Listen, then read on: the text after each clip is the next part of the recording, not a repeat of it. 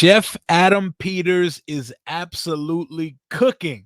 Washington is going crazy in free agency. That is now 13 signings for the home team. We now have a Mike linebacker, Bobby Wagner, future gold jacket wearer, future Hall of Famer, probably the best Mike over the last 12 years in the NFL, has joined the Washington Commanders on a 1-year contract worth up to 8 million, guaranteed $6 million. Washington goes from a linebacker room of Cody Barton, Jamin Davis, and David Mayo to Bobby Wagner, Frankie Louvu, and Jamin Davis. Between Bobby Wagner and Frankie Louvu alone, we're talking over 310 tackles, 10 sacks last year.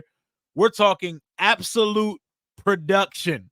I know Bobby Wagner is getting up there. He's getting long in the tooth in his career. But we're talking about the guy who still, at this age, led the league in tackles last year. 183 tackles as a seasoned KG vet last year. 87 assisted, 3.5 sacks.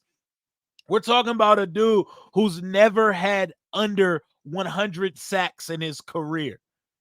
We're talking about a guy who's coming to Washington at the same age we got London Fletcher when he came to Washington and still gave us great years.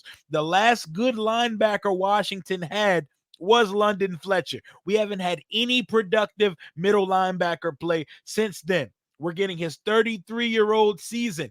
That is your Mike, ladies and gentlemen. That is your Mike linebacker. Maybe at some point in the draft, you draft a young guy that you can have mentored by Bobby Wagner, but you're reuniting Bobby Wagner with a guy who he won a Super Bowl with, Dan Quinn. You're reuniting Bobby Wagner with a guy who's coached him before in that linebacker room, Ken Norton Jr., Dan Quinn, reuniting with Bobby Wagner. We have got so much more athletic, so much more sideline to sideline speed, aggression, and Joe Witt Jr. said he wants violence on his defense. It doesn't get more violent than the combo of Bobby Wagner and Frankie Louvu. Over 300 tackles combined between the two. Throw in Jamin, that's 400 tackles and over 10 sacks between our three linebackers. And with the signings of Wagner and Louvu, Jamin can practically just let his hair down, be a blitz package linebacker, and be our third backer. So we got a Mike, a Sam, and a Will. We have two athletic guys. Bobby Wagner is still athletic at this point in his career. The production has never dipped at any point for Bobby. All he does is produce. It didn't matter when he played for the Rams. He had the one season in LA, but he spent every other year in his career in Seattle. He was back in Seattle last year. Just look at the tackle production. Let's go throughout his whole career. Let's back it up. 2023, 183 tackles. League leading 183 tackles at 32 years old. 2022 with the Rams. First year over there with McVay, 140 tackles. 2021, 170 tackles. 2020, 138 tackles. 2019, 159, 138, 133, 167, 114, 104, 120, 140. That is the production you're adding to go with the guy, Frankie Louvu, who's averaging 115 tackles over his last 2 years. Jamin has a year over 100 tackles. You have three guys on the roster now capable of 100-plus tackle season, and Bobby Wagner has shown no signs that he's not going to go out there and give you 140, 150 tackles this year. Adam Peters is signing culture setters, identity shifters, building block players. We're getting them on short deals. We're not dropping the bag on them because despite all the signings were made, we still have plenty of money to spend. We still have 6 picks in the top 102 of the NFL draft. We still have the second overall pick where we are projected to take our franchise quarterback of the future. These boys are absolutely cooking, on top of the Bobby Wagner signing to add with the other 12 transactions we've made since the tampering period took off and the new league year started. We've also brought back Jeremy Reeves as the special teams extraordinaire. We brought back Jamison Crowder to be our kick returner, punt returner extraordinaire. So we're finally starting to negotiate with some of our impending free agents, but this is so exciting. This is so exciting, man. Austin Eckler, Frankie Louvu, Tyler Biotis, Zach Ertz, Dorrance Armstrong, Dante Fowler Jr., Cleveland Farrell, Nick Allegretti, Jeremy Chin, Marcus Mariota, Brandon McManus, Tyler Ott, and now Bobby Wagner. Washington has easily been the most active team in free agency, and it makes a lot of sense. A roster that has 14 impending free agents, it's no surprise that this roster is being completely turned around in year one of Adam Peters and Dan Quinn. We were terrible. We were terrible the last 4 years. We bottomed out in year 4 of a veteran coaching regime. It was time to turn this roster around, and Peters is getting right to it. What we've done before was not good enough. The bare minimum was not good enough. If you think what Washington is doing is reminiscent or giving you recollections to what Dan Snyder was doing as his time as the owner here, that's not the case at all. We're not just going out and writing a bunch of blank checks to a bunch of old guys. We're making signings that make sense. We're signing guys who shift the culture, who establish identity. We want to be violent. We want to be fast. We want to play with our hair on fire on defense. We've signed so many defensive guys that fit the billing.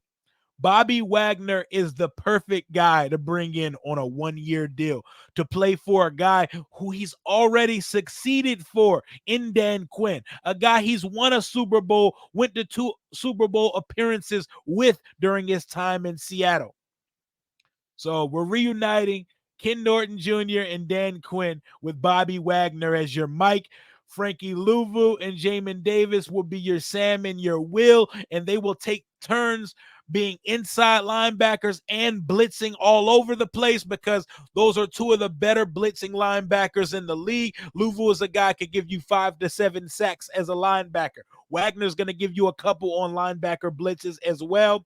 But Bobby Wagner is your undoubted, certified, future gold jacket wearing Mike. That's a real Mike backer. I don't ever want to see David Mayo and Cody Barton in a Washington uniform ever again. This is a linebacker signing from Seattle I can champion. It's a 1-year deal, but establish culture, establish identity, and the impact he's going to have on guys like Jamin Davis, Frankie Louvu, and any young linebackers we put on this roster, it's unexplainable. It's Bobby Wagner. This is easily this generation's Ray Lewis, London Fletcher type linebacker. All he does is produce. Age 32, 33 season, led the league in tackles. That is now the center and heartbeat of your Washington Commanders defense, a defense that is suddenly transforming after being the league's worst unit last year. Frankie Louvu and Bobby Wagner and Jamin Davis across the middle.